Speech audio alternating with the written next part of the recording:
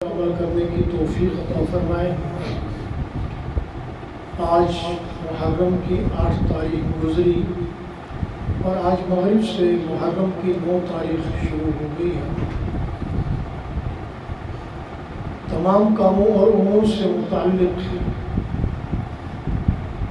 2 قسم کے نظریات ہیں، ایک اللہ اور رسول کے احکامات، فرائض، مستحبات، سنتیں، واجبات، اور دوسرا رسم و رواج۔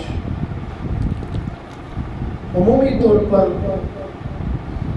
مسلمانوں کی اکثریت سنتوں کو پس پشت ڈال کر روایات پر عمل پیرا ہوتی ہے۔ ہر مسلمان کے لیے ضروری ہے کہ ہر کام سنت کے مطابق کرے تاکہ اس کو دنیا آخرت میں اس کا فائدہ پہنچے۔ جیسے دیگر تمام امور کے متعلق یہ دونوں باتیں ہیں، ایسے ہی محرم کے متعلق بھی دونوں باتیں ہیں۔ بعض کام ایسے ہیں جن کے لیے اللہ اور رسول سے ہمیں رہنمائی ملتی ہے مگر ہم ان کی طرف توجہ نہیں دیتے، اور بہت سارے ایسے کام ہیں جن کے کرنے کے بارے میں اللہ رسول کی طرف سے تو کوئی حکم نہیں ہے مگر رسوم و رواج کی پابندی ہے، ان کاموں کو بہرحال کرنا پڑتا ہے۔ تو یہ اچھی طرح یاد رکھنا چاہیے، اللہ کا حکم فرض ہوتا ہے، پیغمبر کا طریقہ سنت ہوتا ہے، ان پر اجر و ثواب ملتا ہے۔ رسوم و رواج پر اجر و ثواب ملنا تو دور کی بات ہے، الٹا باعث گناہ ہوتا ہے۔ تو ہمیں ایسے تمام امور اور کاموں سے بچنا چاہیے۔ قرآن کریم میں اللہ کریم نے ارشاد فرمایا، ان عدۃ الشہور عند اللہ 12 شہرا فی کتاب اللہ یوم خلق السماوات والارض منها 4 حرم۔ مہینوں کی تعداد 12 ہے، ان میں سے 4 مہینے عزت والے، شان شوکت والے، حرمت والے ہیں۔ 3 مہینے یہ مسلسل ہے، ذوالقعدہ، ذوالحج اور محرم، اور 1 مہینہ شعبان سے پہلا والا مہینہ ہے۔ تو یہ 4 مہینے جو ہیں یہ حرمت والے، عزت والے، شان والے مہینے ہیں۔ ان میں سے ہر مہینے کے متعلق الگ الگ احکام اور امور ہیں۔ اس محرم کے مہینے کے متعلق ہمارے معاشرے اور ذہنوں میں ایک ہی کام اور وہم ہے، وہ کیا ہے؟ سب کو معلوم ہے، شہادت حضرت سیدنا حسین رضی اللہ تعالیٰ عنہ، اور اسی کے پس منظر میں پورے معاشرے میں ایک غم اور خوف کی کیفیت تاری ہے۔ آج کیا ہوگا، کل کیا ہوگا، وہاں کیا ہو رہا، یہاں کیا ہو رہا، کہیں دکانیں بند ہیں، کہیں روڈ بند ہیں، اور کہیں تو جناب عوام کا ناطقہ ہی بند ہے۔ یہ کیفیت کیوں ہے؟ اس کا کس نے حکم دیا ہے؟ یہ یاد رکھنا چاہیے، یہ سب رسوم و رواج ہیں، یا اگر اس سے بڑھ کر بھی کہا جائے تو یہ ظلم و زیادتی ہے، اس کے سوا کچھ نہیں ہے۔ اسلام میں دائمی غم کا کوئی تصور سرے سے ہے ہی نہیں۔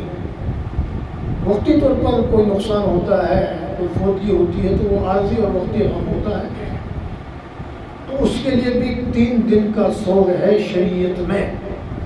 اب آپ تعجب کریں گے، عجیب بات ہے، ایک طرف ربیع الاول کا مہینہ آتا ہے تو ہر طرف خوشی چرانا ہے کہ نہیں؟ اگر 12 ربیع الاول کو کوئی ماتم کرے، کوئی غم منائے، آپ کیا کہیں گے اسے؟ تو اس پر کسی فتوے لگیں گے، اعوذ باللہ من ذالک۔ کیوں بھائی؟ وہ تو پیغمبر کی دنیا سے پردہ فرمانے اور وفات کا دن ہے، آپ کیوں خوشی منا رہے ہیں؟ ایسے ہی اس کے الٹ، اگر 10 محرم کو کوئی خوشی منائے تو کیا کہیں گے؟ اس کے اوپر بھی فتوے لگیں گے، یہ غم کا دن ہے، غم کا مہینہ ہے۔ بھائی پیغمبر کی وفات خوشی کا دن کیوں؟ پیغمبر کے نواسے کی وفات غم کا دن کیوں ہے؟ یہ تفریق اور یہ تقسیم کس نے کی ہے؟ اسلام میں شہادت کیا ہے؟ سعادت ہے. شہادت سعادت ہے. شہادت جنت کا قریب ترین راستہ ہے، شارٹ کٹ راستہ ہے. شہید کا خون کا پہلا قطرہ زمین پر نہیں گرتا، اس پر جنت واجب ہو جاتی ہے، جہنم حرام ہو جاتی ہے. اللہ نے قرآن میں کسی کے بارے میں نہیں کہا کہ فلاں مرنے والا زندہ ہے. شہید کے بارے میں کہا وَلَا تَقُولُوا لِمَنْ يُقْتَلُ فِي سَبِيلِ اللَّهِ أَمْوَاتٌ، اللہ کے راستے میں مرنے والے کو مردہ مت کہو. کیوں نہ کہیں اللہ؟ وہ ہمارے سامنے مر گیا ہے یا وہ دنیا میں زندہ نہیں ہے. اللہ فرماتا بل احیاء، وہ زندہ ہے، وَلَٰكِن لَا تَشْعُرُونَ، تمہیں نہیں پتہ، تمہیں خبر نہیں.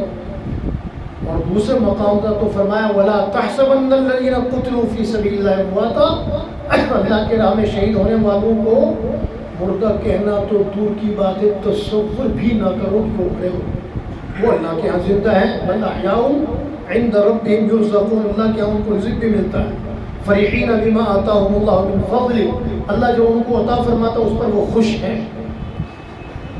تو روئے پیٹے چلائے وہ جس کے مر گئے ہوں، جس کا سب کچھ چھن گیا ہو. ہمارے تو سارے زندہ ہیں، ہمارے سارے شہید زندہ ہیں. اسلام کے پہلے شہید حضرت سیدہ سمیہ رضی اللہ تعالیٰ عنہ خاتون سے لے کر اسلام کی اب تک قیامت تک ہونے والے تمام شہداء زندہ. ہمارے سارے اصحاب شہداء زندہ. ایسے ہمارے فاروق اعظم زندہ، ہمارے علی مرتضیٰ زندہ، ہمارے عثمان غنی زندہ. ایسے ہی ہمارے حسن و حسین بھی بولو زندہ ہے. اس لیے روئے مرے پٹے وہ جس کے سارے مر گئے ہوں، ہم زندہ و جاوید کا ماتم نہیں کرتے. اور ایک طرف تو یہ غم اور پریشانی اور معاشرے کا ناطقہ بند کرنے کی کیفیت ہے، دوسری طرف اللہ کا حکم یا پیغمبر کا طریقہ ہے. وہ کیا ہے؟ اللہ کے محبوب صلی اللہ علیہ وسلم 10ویں محرم کو روزہ رکھتے تھے.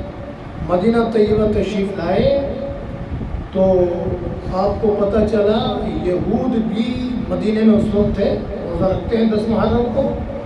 تو آپ نے پوچھا یہودیوں سے، پوچھو کہ یہ 10 محرم کو کیوں روزہ رکھتے ہیں؟ پوچھا گیا تو بتایا گیا کہ ہماری قوم کو 10 محرم کو فرعون کی قوم سے نجات ملی تھی، اس لیے ہم شکرانے کے طور پر روزہ رکھتے ہیں. تو اللہ کے محبوب صلی اللہ علیہ وسلم نے کیا فرمایا کہ موسیٰ یہودیوں کے بھائی نہیں، موسیٰ ہمارے بھائی ہیں. پیغمبر کا بھائی ہوتا ہے تو ہم اس بات کے زیادہ حقدار اور روادار ہیں کہ ہم روزہ رکھیں. تو آپ نے وہ روزہ رکھا. اور اس بات پر کہ یہود بھی اس دن کا روزہ رکھتے، آپ نے فرمایا آئندہ، یہ 9 ہجری کا واقعہ ہے، آئندہ آپ نے فرمایا کہ 10 ہجری کو زندہ رہے ہم تو ہم 2 دن کا روزہ رکھیں گے بجائے 1 دن کی.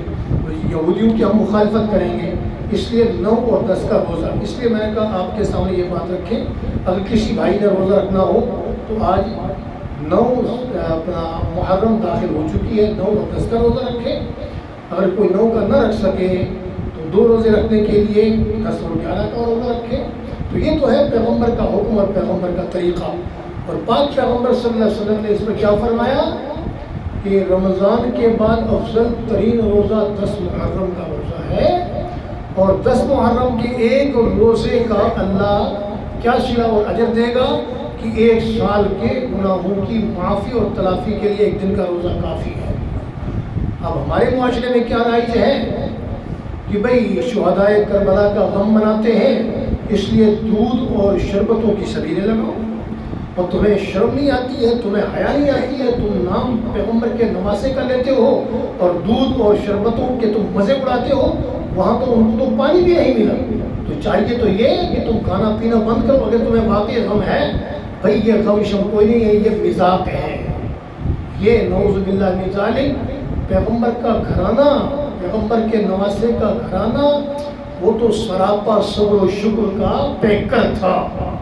کہیں نعوذ باللہ من ذالک سکینہ کو روتا ہوا دکھایا جاتا ہے، کبھی کسی خاتون ان کے ساتھ کوئی سلوک دکھایا جاتا ہے. نعوذ باللہ من ذالک پیغمبر کا گھرانہ ایسا نہیں تھا، علی کا گھرانہ، فاطمہ کا گھرانہ ایسا نہیں تھا. وہ تو باپردہ تھے، وہ تو صبر و شکر کے پیکر تھے. تمہیں پیغمبر کے نواسے سے محبت ہے تو وہ تو کربلا کے میدان میں بھی سجدے میں سر رکھ کر سبحان ربی الاعلیٰ کا نعرہ لگاتے تھے. وہ تو سر پہ نیزہ تنا ہے قرآن کریم کی تلاوت کو نہیں چھوڑا. کربلا کے قاری نے اس سے تو یہ سبق ملتا ہے کہ تم 10 محرم کو کثرت کے ساتھ قرآن پڑھو, تم 9 محرم کو کثرت کے ساتھ روزہ رکھو اور قرآن پڑھو, کہ تم جناب علی کھاتے پیتے ہو عیاشیاں کرتے پھرتے ہو اور پیغمبر کے نواسے کا نام بدنام کرتے ہو. یہ نہ اسلامی طریقہ ہے, نہ مسلمانوں کو یہ زیب دیتا ہے. جس نے روزہ رکھنا ہے اللہ کے پیغمبر کا حکم ہے. البتہ ایک بات اور ہے جو حدیث سے ثابت ہے, وہ یہ ہے کہ فرمایا کہ 10 محرم عاشورے کے دن, کیونکہ یہ دن بابرکت ہے, یہ مبارک دن ہے, یہ شان والا دن ہے, جو اپنے گھرانے پر اس دن فراخی کرے گا اللہ تعالیٰ اس کو سال بھر فراخی کرے گا. تو اس لیے یہ جو حدیث سے ثبوت ملتا ہے ہم نے تو وہی کرنا ہے اور اسی کا اپنے ساتھیوں کو اطلاع دینی ہے اسی بات کی جو جس کا ہمیں پیغمبر سے صحابہ کرام سے ثبوت ملنا ہے. ہم نے ایسا کام نہیں کرنا جس کا نبی سے صحابہ سے ہمیں ثبوت نہیں ملتا. اللہ کریم سمجھنے عمل کرنے کی توفیق عطا فرمائے. وآخر دعوانا الحمدللہ رب العالمین. الحمدللہ.